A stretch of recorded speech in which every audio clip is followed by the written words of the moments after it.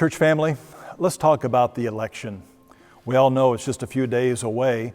Of course, it's a presidential election, but there's also many other statewide, community-wide, as well as other initiatives that are on the ballot this year. Let's just talk a bit about our involvement in it. There's an organization that's entitled My Faith Votes, and this is an organization that's dedicated itself to trying to register all eligible voters who are Christians. And they have been encouraging Christians to think about the election this year with three simple words: pray, think, and vote. I'd like to talk to you with some thoughts about those three words and then add a fourth of my own. The first is to pray. Certainly as God's people, we need to be praying concerning this election. We need to pray that God would be pleased to put into office those who are wise. We would even pray for those who are godly, those who have a love for the things that are righteous and the things that would make for human flourishing. There's one particular passage that talks about Christians and praying as it relates to the government and in particular government leaders. And it's in 1 Timothy chapter 2, where the Apostle Paul writes this: "First of all, I urge that supplications, prayers, intercessions, and thanksgiving be made for all people, for kings, and for all who are in high positions, that we may lead a peaceful and quiet life, godly and dignified in every way."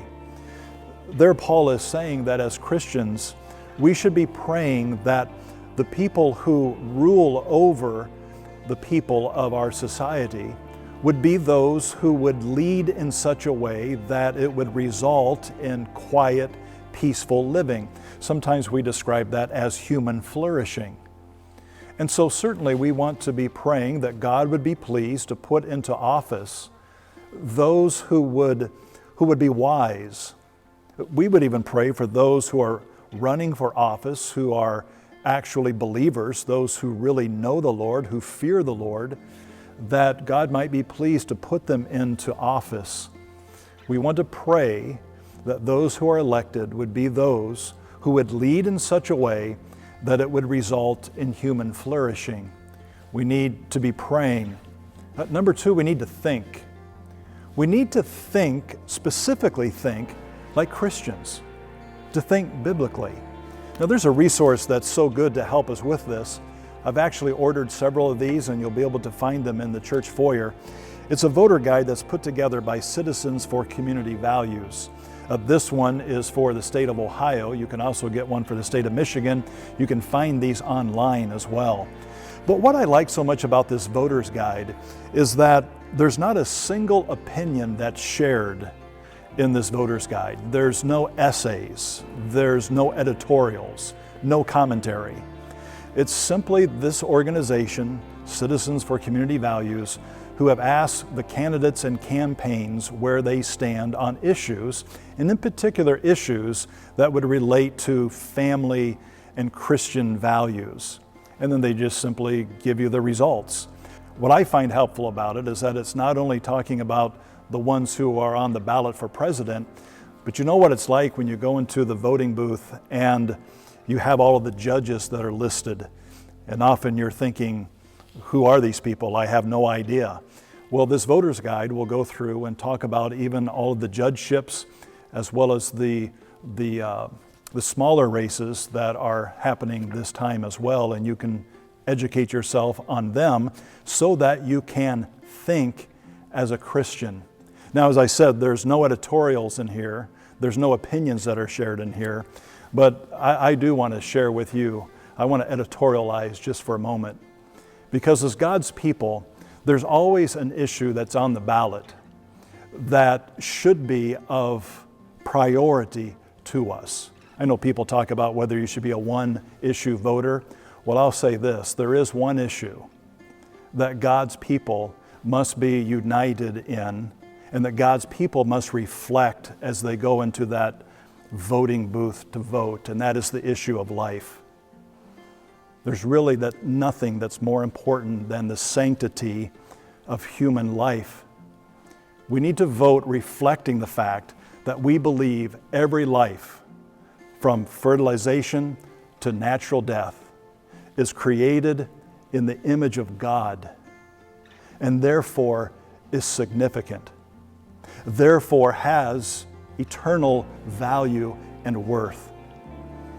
And I think we just need to face the facts that if we can't get it right on that simple, basic issue, you have to wonder what we could get right. So as God's people, we need to think deeply and carefully and biblically about the issue of life. The second issue that's on the ballot is religious liberty. We all know that in the recent years, there is a collision that we're right in the middle of.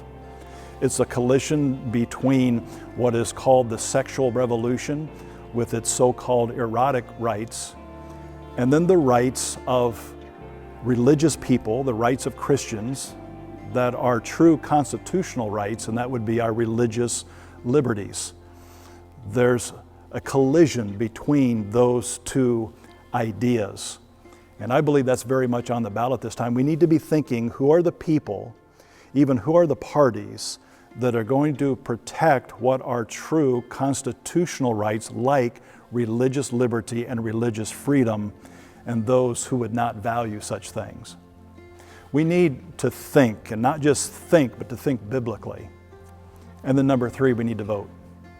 We need to get out November 3rd and we need to cast our votes. And I want to encourage you to do that. If you are an eligible voter and you're registered to vote, then get out and vote this year. Now let me give you the 4th idea. We certainly need to pray. We need to think. We need to vote. Number 4, though, we need to rest. We need to rest in the sovereignty of God no matter how this election turns out. I was just recently reading in the book of Daniel. I love that Old Testament prophet Daniel. And you might remember in the 2nd chapter, King Nebuchadnezzar has this dream. And it's only Daniel who God has given the ability to interpret this dream for the king. And as Daniel is interpreting the dream for the king, he says this: "Blessed be the name of God forever and ever, to whom belong wisdom and might. He changes times and seasons. He removes kings and sets up kings. He gives wisdom to the wise and knowledge to those who have understanding." Don't you love that? The God that we worship, the God that by His grace through Jesus Christ we can know, is the God that Daniel says He raises up kings and He takes kings down. We know that God has His higher agenda that's always at work.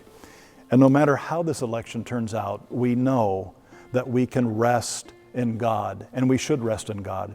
We know as the people of God, He hasn't called us to try to bring change in this world politically. He's called us to be preachers of the gospel that will bring change to human hearts. Yes, as citizens of a free country, we want to exercise our right. We want to try to do what we can to help for human flourishing. But as Christians, we know God has put us here on this earth that we might be witnesses of the salvation, of the life that's in Jesus Christ. And so God will give us the grace to continue to be messengers of that message of life in Christ, no matter how this election turns out. So not only do we want to pray and think and vote, but brothers and sisters, let's rest. Rest in our God. He does all things well.